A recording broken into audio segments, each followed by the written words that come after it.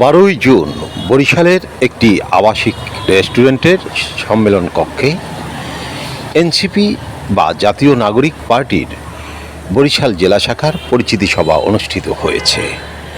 এই সভায় প্রধান অতিথি হিসেবে উপস্থিত ছিলেন জাতীয় নাগরিক পার্টির দক্ষিণাঞ্চলের সংগঠক আসাদ বিন রনি, কেন্দ্রীয় কার্যনির্বাহী সদস্য এবং বরিশাল জেলার প্রধান সমন্বয়কারী আবু সাইদ মুসার সভাপতিত্বে এতে আরও বক্তব্য রাখেন ঢাকা মহানগর উত্তরের সমন্বয়ক সাইফুল ইসলাম।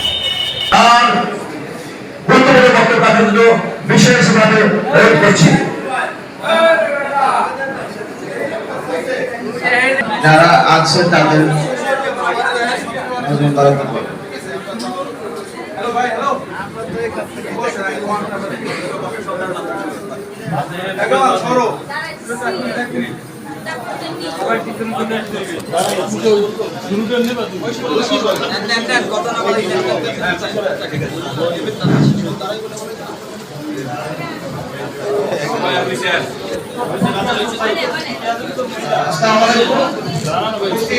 বরিশাল জেলা এবং গুজরাট থেকে আগত এনসিপির সহকর্মীবৃন্দ এবং মিডিয়ার ভাইদেরকে অসংখ্য ধন্যবাদ।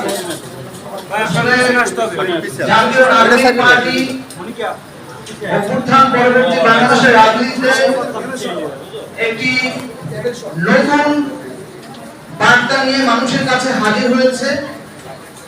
সেই নতুন বার্তাটি হলো যে স্বাধীনতার 54 বছরে বাংলাদেশে যে পেশি শক্তির রাজনীতির চর্চা হয়েছে, সেই পেশি শক্তির রাজনীতিকে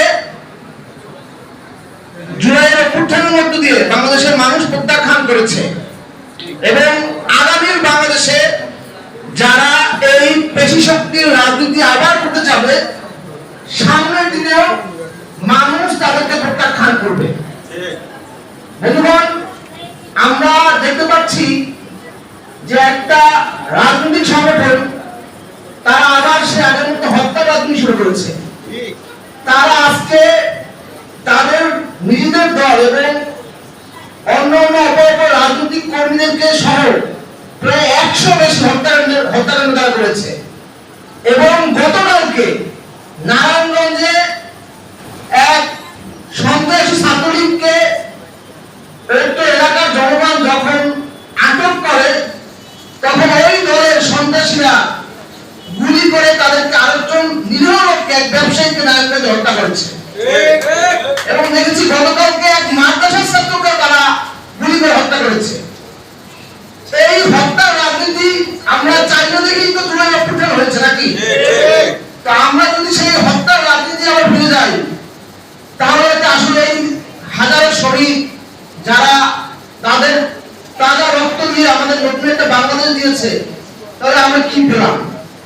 তো সেই জায়গা থেকে নাগরিক পার্টি পেশি শক্তির রাজনীতি নয়, নাগরিক পার্টি মানুষের জীবনের মান উন্নয়ন, কল্যাণ রাষ্ট্র গঠন এবং নীতির রাজনীতি করতে চায় এবং সেই 24 সদস্যের নতুন এই কমিটি বরিশালের জন্য একটি শক্তিশালী ভূমিকা রাখবে এবং আগামী নির্বাচনে দলকে জয়যুক্ত করতে কাজ করবে, এটাই প্রত্যাশা কেন্দ্রীয় নেতৃবৃন্দের।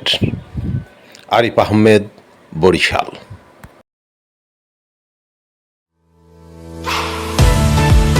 দৈনিক আজকের বাংলা .net